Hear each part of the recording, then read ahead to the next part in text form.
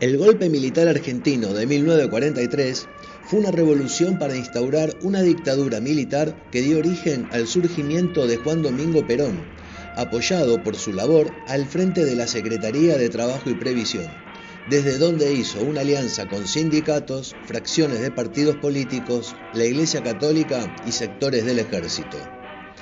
Duró 3 años, desde 1943 hasta 1946.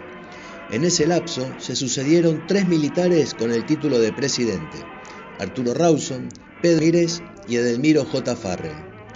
Rawson solo estuvo 3 días, Ramírez 9 meses y Farrell 2 años y 3 meses.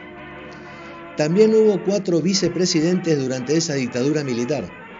Ellos fueron Sabá Sueiro, Edelmiro Farrell, quien luego fue presidente, Juan Pistarini y, señoras y señores, Juan Domingo Perón. Durante la dictadura militar, si bien el sindicalismo no accedió al poder, los trabajadores accedieron a beneficios otorgados por el gobierno militar que dieron origen a una alianza entre militares, trabajadores y sectores políticos que estaban marginados en el escenario político previo. Lo que escuchan de fondo es la Marcha 4 de Junio, compuesta en 1943 en homenaje a la Revolución. La música es de Francisco Lomuto y canta Alberto Rivera, ambos del mundo del tap. El grito popular, ¿apoyaba este golpe?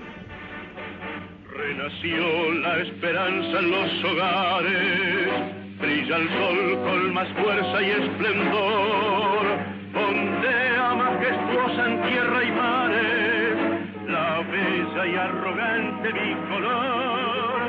La justicia posada en fuerte brazo, une al grande y al pobre en su equidad. Cobarde si es que habéis se le da el paso, invencible de la argentinidad. Con Adolfo Storni vamos a contar cómo fue la Revolución del 43 y cómo dio origen al peronismo, cuyas raíces se encuentran dentro de los cuarteles militares. Storni y Radio Antorchas cuentan las cosas como son. 4 de junio, jornada redentora de la patria, el civil de bien y el soldado leal guardan su gloria inmortal. 4 de junio, olímpico episodio de la historia, triunfan el razón, brinde el corazón, honradez, libertad y honor.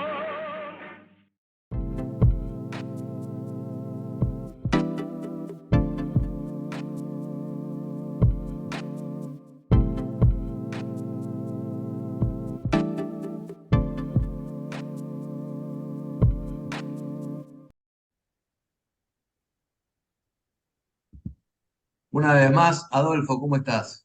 Hola Fabián, ¿cómo andás? Bien, bárbaro, bárbaro. Te lo dije en versito, ¿eh?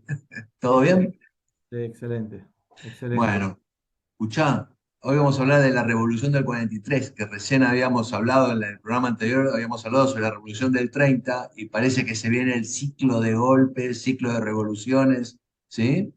Me parece que vamos a tocar estos temas que tanto ocurrieron en el siglo pasado acá en Argentina, ¿no? El famoso partido militar, o los militares que querían involucrarse en la política de una manera más que activa, ¿no? Haciendo golpe de Estado directamente. Sí, sí, ese es el caso. Esta revolución claramente fue un golpe militar, prácticamente sin ninguna participación civil, y fue obra de los militares que creían ellos que tenían un mandato de la sociedad o un deber patriótico de modificar ciertas estructuras políticas, económicas, de relaciones internacionales que estaba Argentina transitando. Podemos decir que es de todos los golpes que hubo en Argentina, el que hubo poca colaboración, digamos, de la sociedad en lo que sea, por ejemplo, la sociedad misma, partidos Sí, políticos. fue un golpe, digamos, absolutamente militar, muy confuso, bastante inesperado. Se lo llamó muchas veces el golpe silencioso, porque nadie sabía qué iba a pasar y había mucha confusión dentro de las propias Fuerzas Armadas, pero también había una situación previa de un sector del radicalismo que, estando huérfano, ¿no es cierto?, desde el fallecimiento de Alvear unos meses antes, no contaban con un candidato para las próximas elecciones, y de alguna manera todos estos radicales que no tenían un líder muy clarito habían puesto los ojos en el ministro de Guerra de Castillo, que era el general Ramírez, que lo habían tanteado. Y esto llega a conocimiento de Castillo, que era el presidente que antes había sido vicepresidente de Ortiz, también fallecido, y cuando llega todo esto precipita el golpe, ¿no? Porque primero le pide explicaciones, Ramírez niega su participación, después sus explicaciones no fueron convincentes. El mismo día del golpe, Castillo ordena que lo pongan preso, así que bueno, todo fue muy confuso y de alguna manera, como dije, el golpe se precipita sin estar todos los sectores preparados, y por otro lado, no todos querían lo mismo, que eso es lo más raro de un golpe, ¿no? No había un objetivo común entre todos los militares. Ahora qué raro, ¿no? Porque tamaña decisión que es hacer un golpe de Estado y tomar el poder en un país, que mínimo tiene que haber una planificación. Sí, lo que pasa es que también hay que entender que Argentina, digo, ¿cuál era el contexto, ¿no es cierto?, de cómo estaba Argentina en 1943. Primero, hay una sucesión de muertes, ¿no?, inesperadas, algunas prematuras, pero seguramente todas inesperadas, que cambiaron el panorama político y de alguna manera descabezaron a todos los partidos políticos, ¿no? Fallece Ortiz, que era el presidente sucesor de Justo, que era un radical antipersonalista, pero estaba decidido a terminar con el fraude de los conservadores, y de hecho ya había intervenido en la provincia de Buenos Aires, donde gobernaba Fresco, que era bastante de una orientación más nacionalista o fascista. También había fallecido Alvear, que era el dirigente del radicalismo, si querés, unificado, porque estaba, digamos, antiguos antipersonalistas y los irigoyenistas. Bueno, venía liderando el Partido Radical y había sido el candidato en el 38, junto a Mosca, que después fue el que integra la fórmula en la elección del 46, Tamborini y Mosca, y él pierde, ¿no?, por efectos del fraude, y gana ahí Ortiz Castillo. Así que tenemos la muerte de Ortiz, la muerte de Alvear, después la muerte de Justo, que Justo venía trabajando en una gran alianza con los distintos partidos, incluso hasta con el Partido Comunista, para hacer una alianza antifascista, y era el candidato prácticamente que tenía a todos los partidos políticos, sacando algún sector muy reaccionario del Partido Conservador y los grupos nacionalistas, pero todos estaban con Justo, radicales, parte de los conservadores, demócratas progresistas, socialistas y, como dije, hasta el Partido Comunista. Bueno, también Justo fallece a principios del 44, perdón, del 43. También fallece Julio Roca Hijo, que había sido el vicepresidente de Justo y que había participado prácticamente en todas los grandes decisiones políticas de su partido desde 1914 en adelante.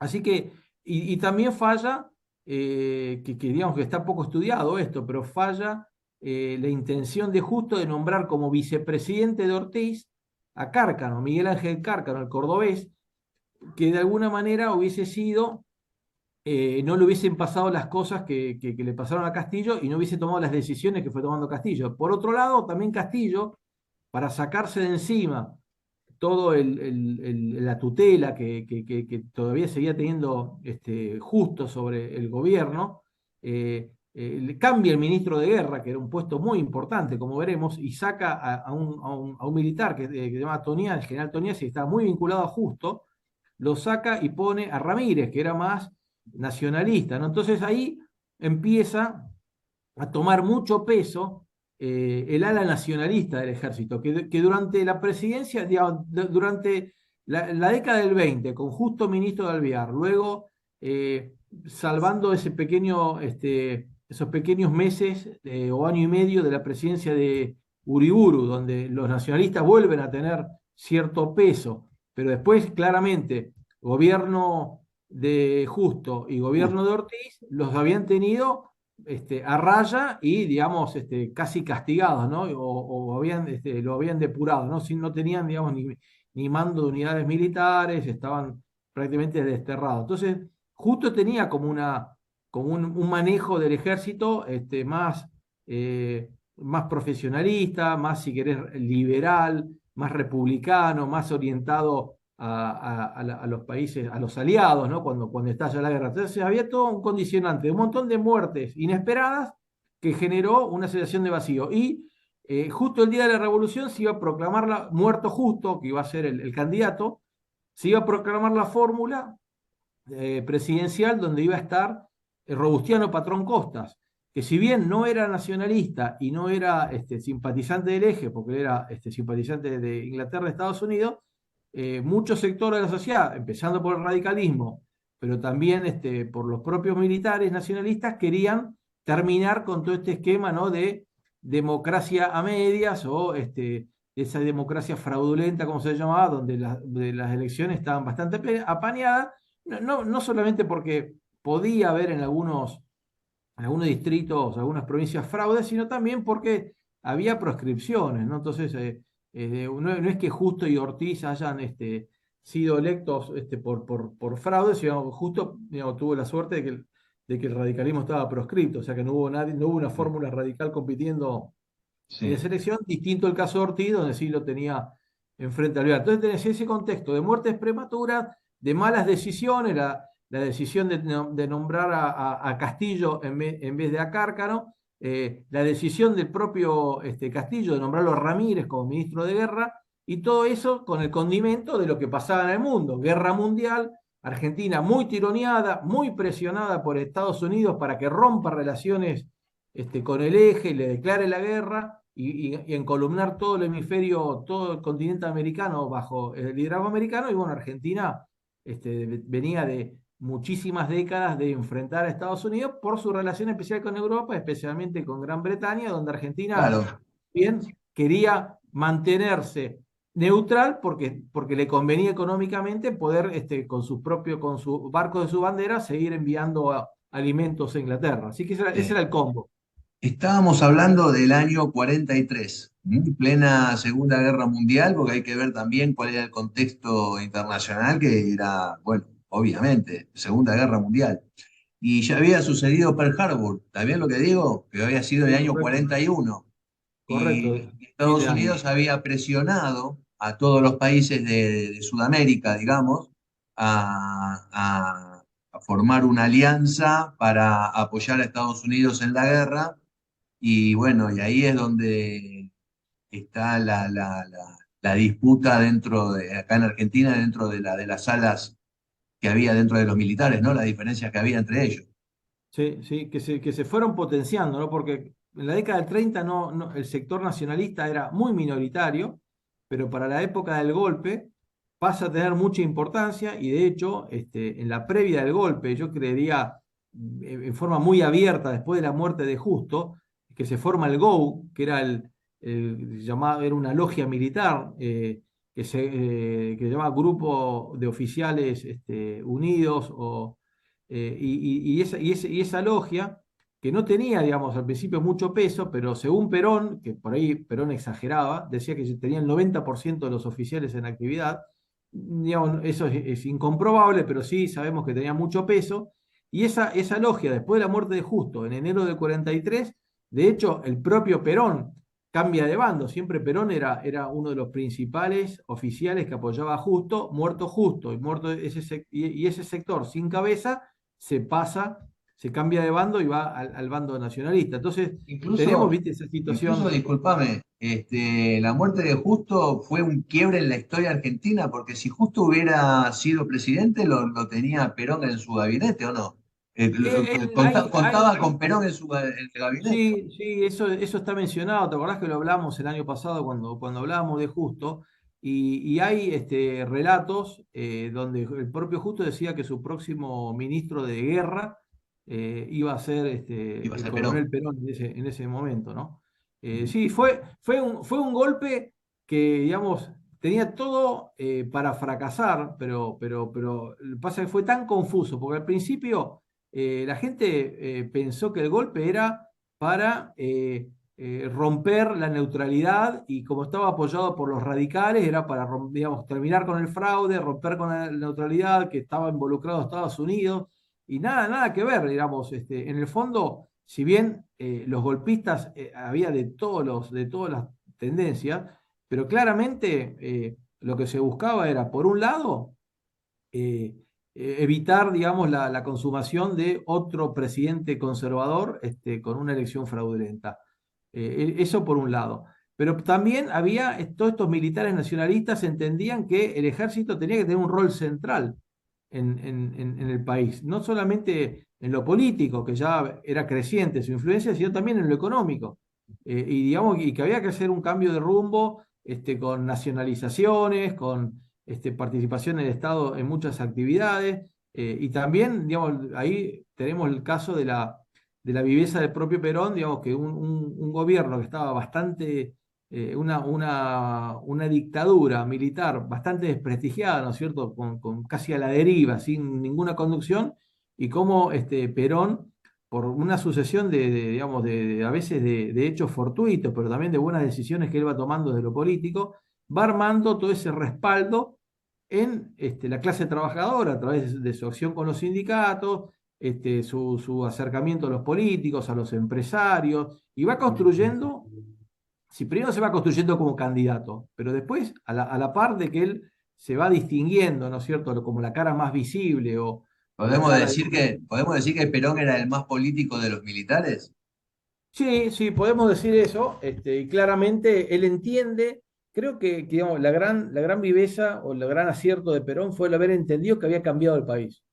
Y de hecho había cambiado, ¿no? Acordate que hablábamos en la última vez que hablábamos de la Revolución del 30, a partir de la crisis del 29, del 30, cambia profundamente la composición del país en cuanto a la actividad principal. Pasaba del agro a una creciente industrialización porque se combinaba migraciones internas por la crisis del agro y la crisis de las economías regionales del interior. Mucha población pasa de las provincias, sobre todo del norte y de Cuyo, hacia las grandes ciudades, sobre todo Buenos Aires, y la creación, digamos, de los barrios alejados de la capital y del conurbano, pero también una industrialización que había empezado muy incipientemente en la Primera Guerra Mundial como sustitución de importaciones, pero que se fue desarrollando y generando un montón de fábricas que demandaban mano de obra no muy calificada, porque en definitiva lo que se hacía era una manufactura liviana, ¿viste? Una metalúrgica liviana, armado, no era una industria pesada. Pero bueno, todo eso fue generando Sí, un eran cambio fábricas de inicial. heladeras, ¿no? Que decían así, Sí, fábrica de sí, heladera, lavarropas. sí, hasta se armaban también autos, pero era, digamos, una industria metalmecánica liviana, mano de obra intensiva. Y eso fue generando un cambio, y bueno, toda esta gente que venía del interior sin ninguna actividad política, sin ninguna actividad sindical, y bueno, todos estaban como huérfanos, ¿no? Políticamente estábamos huérfanos y no había una tradición democrática, ¿no es cierto? Durante toda la década del 30 de las elecciones, viste, mucha gente decía, ¿para qué voy a votar si esto está todo cocinado?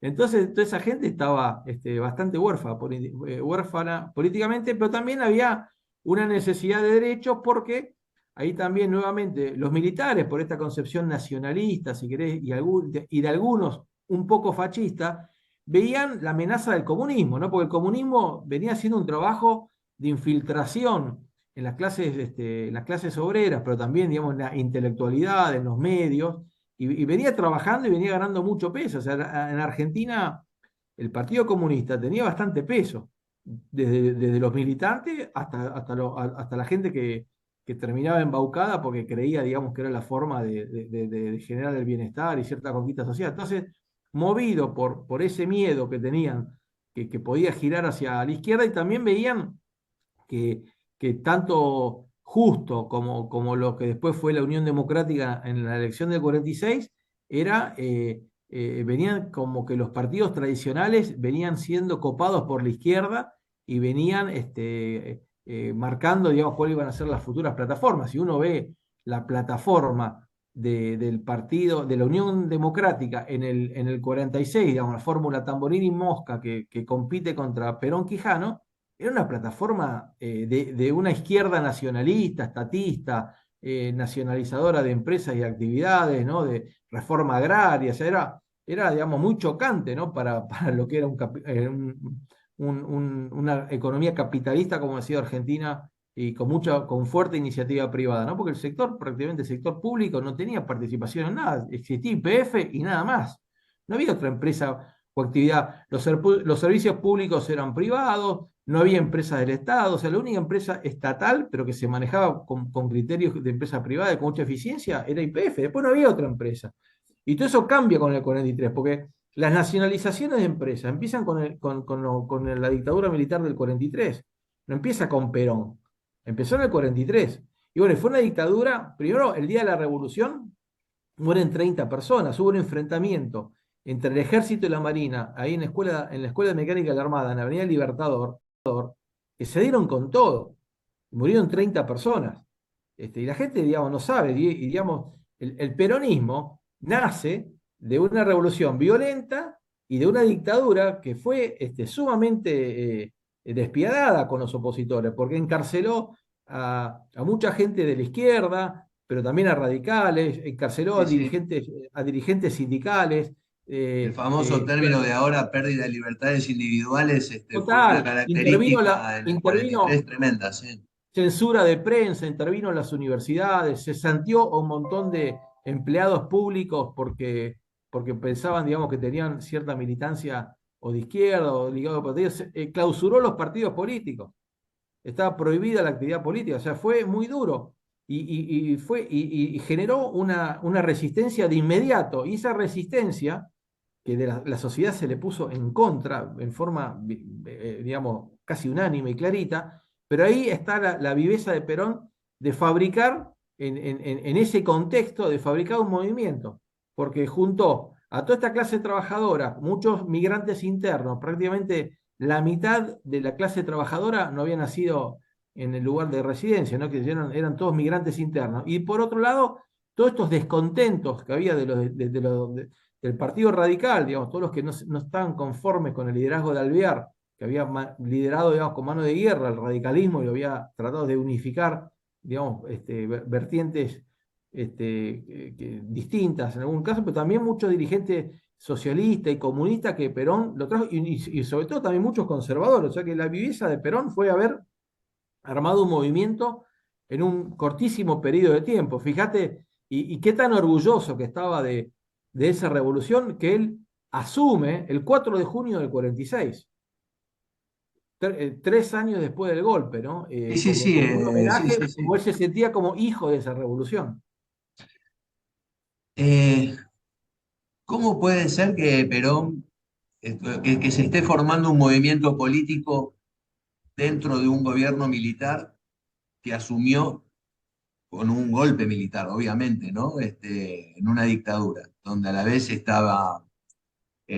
había, bueno, todo tipo de censura, como dijiste vos, una dictadura violenta, y en el medio y en el seno de esa dictadura aparece un tipo como Perón que genera un movimiento político. Bueno, el país estaba muy rico, a pesar de que se dice de la miseria y la condición que vivían las clases trabajadoras, la realidad es que el país estaba muy rico y Perón organiza todo un esquema de derechos y de seguridad social y previsional, donde le da muchísimos beneficios a la clase trabajadora, desde la dictadura. O sea, la mayoría de las leyes que hoy son las conquistas sociales, ¿no es cierto? Y todas estas leyes laborales que es un poco el folclore peronista, en realidad salen del gobierno de la dictadura militar del 43 al 46, que digamos las vacaciones, el aguinaldo, las indemnizaciones por despido, El sábado de inglés el sábado, bueno, el sábado inglés es anterior, ¿no? es anterior. Ciertas cajas jubilatorias especiales, las jubilaciones, o sea, hay muchas cosas que se hacen claramente durante la dictadura, y eso le generó también un apoyo enorme, ¿no? Porque fíjate que estaban huérfanos toda esta gente, como dije antes, pero también los partidos tradicionales estaban también huérfanos de dirigentes, y la fórmula que va a enfrentar a Perón en el 46 era una fórmula de gente de otra generación, digamos, gente vetusta, ¿no? Que prácticamente no tenían una representación o no, o los votantes no se sentían representados por esta gente. Y así todo ganó por 300.000 votos, ¿no? 1,5 millones a 1,200.000. Mirá, No es que fue una tampoco, paliza. Lo que pasa es fue un que, afano. pero como era lista completa, se votó con el esquema de lista completa, que ganaba el distrito, se llevaba a todos los electores del colegio electoral de esa provincia. Entonces, a nivel electores, fue abrumadora la victoria peronista. Pero a nivel votos, de hecho, 4 o 5 provincias ganó la oposición, todas provincias secundarias, chicas, ¿no? Sí, sí, Ninguna sí. muy populosa, pero ganó por 300.000 votos, ¿no? O sea que y también ayudó, yo creo que siempre ayudó la torpeza que tuvo el embajador americano, que estuvo pocos meses, que se llamaba Braden, y que se generó toda esa antinomia, Ah, ¿no es cierto? Porque a Argentina le tocaste la fibra íntima, ¿viste? Nos vienen a manejar de afuera, los yanquis vienen a involucrarse, a inmiscuirse, a meterse en nuestros propios sistema democrático. Bueno, y eso también generó te gente pintaron todas las paredes de la Argentina, Braden Sí, o sí, sí, Perón. sí. Y fue, digamos, se manejó mal Braden, porque si vos veías los actos políticos de la época, y el principal orador era Braden, no hablaba ni Tamborini, no hablaba ningún otro, no sé, ni Palacios, ni ninguno de esos tipos que estaban en esa época, sino que, digamos, era casi como el candidato, ¿no? Que no podía ser, obviamente, porque no era argentino. Sí, sí. Pero Perón tuvo mucha suerte, pues sacó provecho de todo ese poder que él fue construyendo. A él le dan a elegir, y él dije, no, yo quiero la Dirección Nacional del Trabajo, que él la convierte en Secretaría de Secretaría Estado de de Trabajo Trabajo y y Previsión. Previsión. Y ahí empieza a construir su relacionamiento con los sindicatos. ¿Y él qué hace? Pero Interviene también fue sindicatos. vicepresidente, también fue vicepresidente. Después fue ministro de Guerra y después fue vicepresidente. Y Farrell, que era el presidente, porque esta revolución tuvo 3 presidentes. Primero Rawson, que duró 3 días. ¿Por qué fue Rawson? Porque el que organiza el golpe era Ramírez. Pero Ramírez, como era ministro, y le habían dado la cana, lo habían escarachado, y no quería quedar pegado. Entonces le dice a Rawson, mira, tenés que dirigir la voz al golpe, porque yo soy el ministro, yo no puedo ser golpista de un gobierno que integro. Sélo vos, y aparte era el militar de más antigüedad. Bueno, Rawson se presta, pero Rawson, creyendo que era todo obra de él, empieza a nombrar ministros, y algunos eran Se lo digamos, voltearon. abiertamente fascistas, otros no, y genera una confusión ese gabinete que obviamente no contaba con el respaldo de toda la Fuerza Armada. El tipo duró 3 días. Después se mete Ramírez. A Ramírez le hace la vida imposible los americanos. Lo presionan, lo presionan, lo presionan. Argentina lo venían asfixiando. No le vendían armas, le embargan las cuentas, los saldos que tenía Argentina en Estados Unidos. No le vendían ciertas materias primas, o sea, lo empiezan a asfixiar económicamente. Y le meten tanta presión que rompe relaciones, no declara la guerra, pero en el 44 rompe relaciones. Bueno, romper relaciones para todo un sector de los militares que eran muy nacionalistas, que no querían romper o que eran neutralistas, porque también entendían las ventajas de seguir comercializando con Gran Bretaña, también cae Ramírez. Entonces viene Farrell, y Farrell era muy nacionalista, con simpatías, digamos, más hacia el eje, muy amigo de Perón, y Perón, digamos, le da como rienda suelta para que construya el poder. O sea, Farrell nunca lo frena. Cuando lo quiere frenar por presión de otros militares, el famoso 17 de octubre o la semana previa, donde le dicen bueno, hasta acá llegaste, Perón, tenés que renunciar a todo, tenés que renunciar incluso hasta el ejército y tenés que, chao, olvidarte de la vida política. Y bueno, una serie, digamos, de hechos fortuitos y de mucha suerte hace que Perón, que nace de un gobierno, de una dictadura muy desprestigiada, casi sin rumbo inicial, con un cambio de figuritas permanente porque no podían consolidar qué es lo que querían, y termina prácticamente siendo el hombre fuerte del gobierno. Y después cuando él, del 17 de octubre a la elección de febrero, él manejó el país esos 5 meses, era el hombre fuerte y armó todo a su favor. Todo, todo. el armado político, quiénes iban a ser los candidatos, se apoyó mucho en radicales disidentes. La realidad es que casi todos los gobernadores, por no decir todos los, menos Mercante, que era el gobernador de la provincia de Buenos Aires, que era militar, todos los otros gobernadores eran radicales irigoyenistas, la mayoría, la gran Entonces, mayoría. Adolfo, está mal la conclusión esta, se lo fumó a todos Perón entonces. A todos. Los Bueno, durmió a todos. Los durmió a sus propios colegas militares porque quedó como jefe del partido militar. Lo durmió a todos los sindicalistas, la clase trabajadora.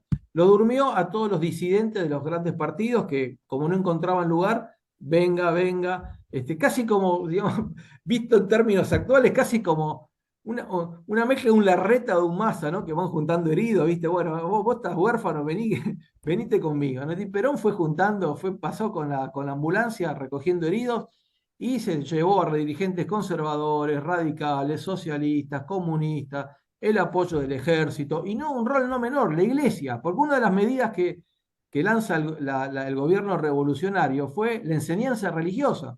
Argentina venía de una separación de la iglesia y del Estado con toda digamos, con las leyes, digamos, si querés, roquistas, y donde la iglesia había perdido, digamos, mucha injerencia en la diaria y claramente en la escuela pública había salido la iglesia. No existía la enseñanza religiosa. Por eso lo pone y eso le da un enorme apoyo de la iglesia. La iglesia, hasta la ruptura con Perón, los 2 últimos años, por cuestiones variadas, ¿no? eso fue en Ley el de 50 y pico, divorcio, eso fue mucho 53, después. 54, ahí se empieza a deteriorar la relación de Perón Sí, con con la la iglesia. iglesia. Pero los primeros años, la iglesia católica era peronista. Hasta las manos estaban los curas de involucrados con el pensamiento de Perón, porque era nacionalista, era católico, enseñanza religiosa, la familia, de la casa al trabajo, del trabajo, digamos, Sí, todo sí, ese sí. folclore peronista, a la iglesia católica le encantaba. Sí. Adolfo, em, la mayoría de los golpes militares generalmente se quieren instalar y quedarse, ¿no? Así pasó con Uriburu, que la idea era eternizarse en el poder. Bueno, la dictadura que tuvimos en el 76 también. Esta duró solamente 3 años. ¿Por qué?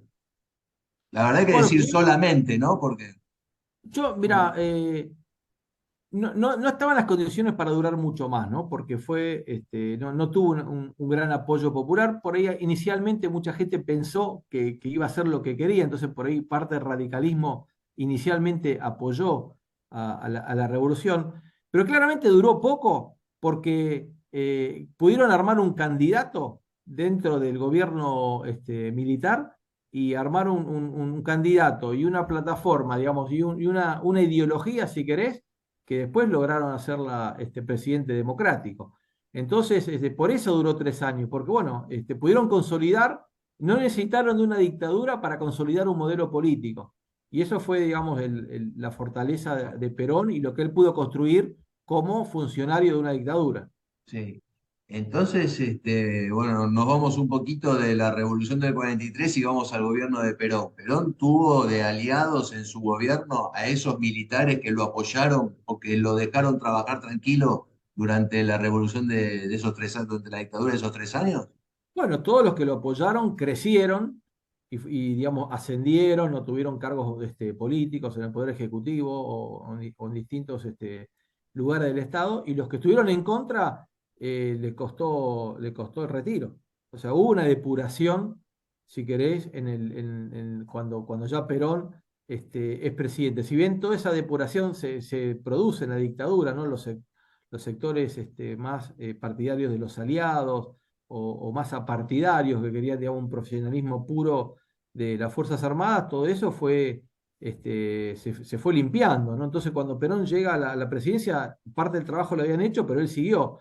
Y siguió durante todo su gobierno, el partido militar fue muy fuerte, porque de hecho, él, para darle poder, aumenta la cantidad de oficiales, ¿no? O sea, había durante su gobierno, más que se duplicaron la cantidad de coroneles y generales, creando, digamos, muchas funciones para toda esta gente, ¿no? Que era parte de su respaldo político. Mi teoría personal, lo hemos hablado varias veces, él fue uno de los principales líderes del partido militar. El partido militar nace con Justo, ministro de guerra de Alvear, en la década del 20, del 22 al 28, y el partido militar muere en el 83, cuando entregan el poder a Alfonsín. O sea, durante casi un poquito más de 50 años, casi 60 años, el partido militar fue poderoso porque jugó en las elecciones, en las revoluciones, en las dictaduras, siempre jugaba, influenciaba,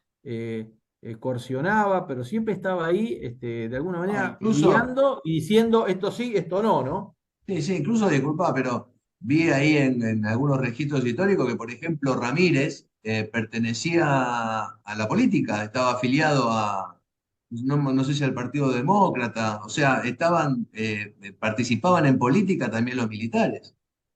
No, no, No, no no, participaban directamente, no participaban. Tenían inclinaciones, obviamente que nadie era puro y apolítico, pero no había, vos no podías ser militar en la actividad y ser candidato a algo, o sea, eso digamos, no no. existía. Sí, se sabía que fulano, mengano era Estaban radical, afiliados a un perseguía. partido, claro. Sí, sí, pero no tenían, digamos, una vida política y no eran candidatos a nada, digamos, era incompatible, ¿no? Ser diputado o gobernador o lo que sea, y militar. Sí, sí, había casos especiales, ¿no es cierto?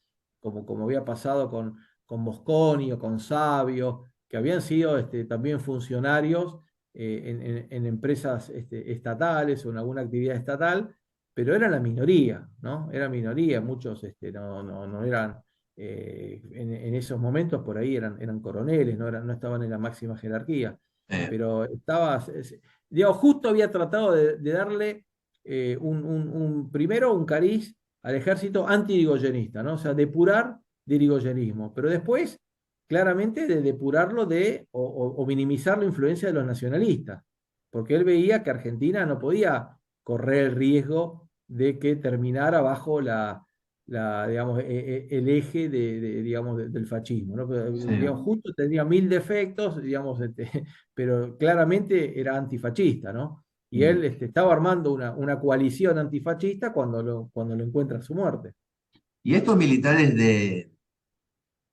que todos participaron en la Revolución del 43, los miembros del GO, que Perón fue uno de los fundadores del GO, ¿eran fascistas? Había de todo, había de todo. Mirá, a- está el nacionalista, si querés, argentino, pero también estaba el nacionalista fascista, estaban los neutralistas, que querían que Argentina no se meta en una contienda europea, estaban los proaliados, dentro de los aliados estaban los que veían que Gran Bretaña perdía peso y entonces había que recostarse en Estados Unidos, y había los que seguían, digamos, fieles a Gran Bretaña, o sea, había de todo, incluso en el mismo Go había de todo. Pero bueno, yo creo que lo que era sí mayoritario, sin con esto pretender que eran fascistas, era la sensación de que lo que más le convenía a Argentina era ser neutral.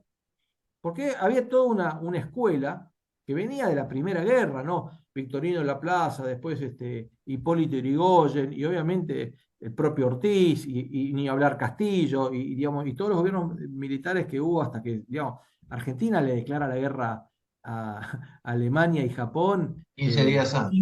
5 minutos antes de la rendición, digamos, era casi como una farsa fue eso, ¿no?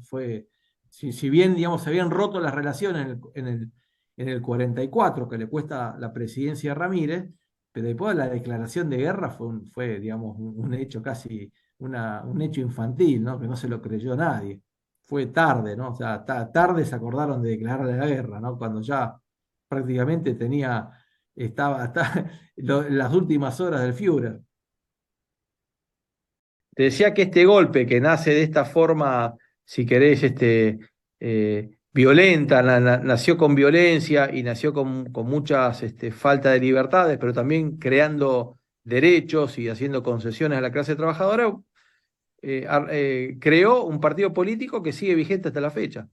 Y ahí está la habilidad, ¿no es cierto?, de su creador, y también está la habilidad de sus sucesores, o de sus que se atribuyen ser sus sucesores, de poder mantener esa épica y ese relato y, digamos, ese fresco en el imaginario de los votantes, como algo que pasó hace varias décadas atrás siguen utilizándolo, lo que en su momento fue, como digo yo, el partido militar, hoy es el partido del poder, o sea, hoy peronismo y Estado y poder, digamos, se mezclan y, digamos, son difíciles de decir, bueno, mira, el Estado es algo superior por arriba de los partidos, y no, hoy en Argentina peronismo y Estado es lo mismo, peronismo y poder es lo mismo, o el que no es peronista no puede tener el poder, o sea, empezamos a hacer todos esos reduccionismos, pero que en realidad son parte digamos, herederos de lo que fueron estos 3 años de dictadura y que después se hicieron democráticos, obviamente, y tuvieron la legitimidad en las urnas, pero su origen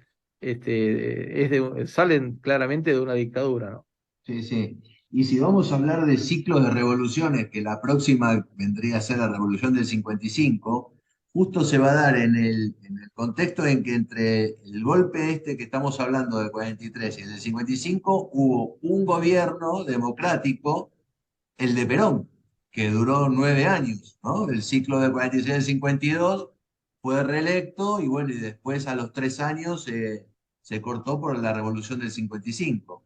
O sea, Así es. cuando querremos hablar de el contexto histórico de la revolución del 55, vamos a terminar hablando de todo el gobierno de Perón, que fue la continuación de la revolución del 43. Sí, sí, de hecho, los historiadores consideran todo digamos, el peronismo, muchos historiadores lo consideran que nace en el 43. Si bien sabemos que fueron años, digamos, de creación del peronismo, 43 al 46, pero, digamos, a efectos políticos y como continuidad de políticas, el peronismo es 43-55, o el primer peronismo, ¿no? Sí, sí, sí. Bueno, nos vemos entonces cuando preparemos algún material para hablar sobre la Revolución del 55, Adolfo. Sí, sí, sí, sí, ¿Eh? vamos a esmerarnos, ¿sí? Es una revolución también que con muchas consecuencias, ¿no? Porque si bien termina un gobierno ahí, con muchas consecuencias. Algo que me olvidaba de comentar, Castillo cuando lo derrocan, se embarca y termina en Uruguay, ¿no es cierto? Quiere mantener el poder fuera de la ciudad desde un barco de guerra y obviamente queda aislado y todos los barcos que lo escoltaban se le mandan a mudar y queda solo, termina desembarcando en Colonia, pero bueno, después él vuelve, a los pocos días vuelve a Argentina, vuelve a La Plata y firma la renuncia, porque digamos, lo que tenían los golpes en esa época, los presidentes terminan renunciando, no sé cómo hacían los militares, qué convincentes eran, y renuncian al mismo lugar que renuncia Hipólito Yrigoyen, el Regimiento 7 de La Plata. Y me fijé como un hecho, como una anécdota, digamos, súper, que es casual, no es que Castillo lo hizo a propósito ahí 3 años más tarde, pero vos fijate lo que es la vuelta y la ironía de la vida, que como termina, ambos presidentes, uno había salido de Buenos Aires hacia La Plata, escapando del golpe, y el otro se había primero tratado de preservar la presidencia o el poder presidencial desde un barco de guerra. La cuestión es que terminan ambos renunciando al Sí, mismo regimiento. mirá vos. Bueno, Adolfo, nos vemos entonces en la próxima oportunidad. Dale, Gracias, Fabián. te mando un Nos estamos abrazo viendo desde pronto. acá y nos estamos viendo. Chao. Chao, chao. Adiós.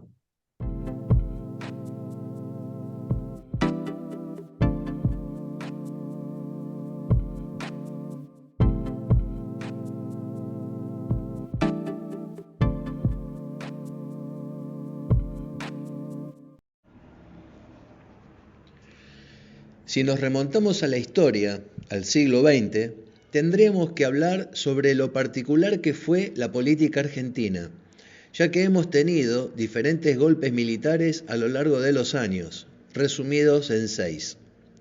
Si tomamos como fecha de inicio el 1 de septiembre de 1930, cuando arrancó el primero, y el 10 de diciembre de 1983, cuando terminó el último, vamos a ver que transcurrieron 53 años y 3 meses, de los cuales 21 años y 4 meses fueron gobernados por distintas dictaduras militares, lo que equivale al 40% de ese tiempo.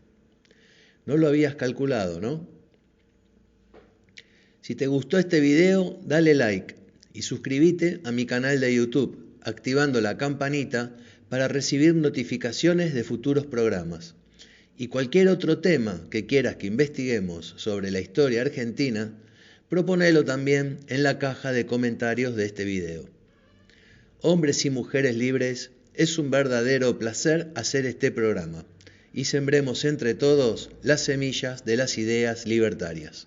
Pasen una buena semana, cuídense y viva la libertad.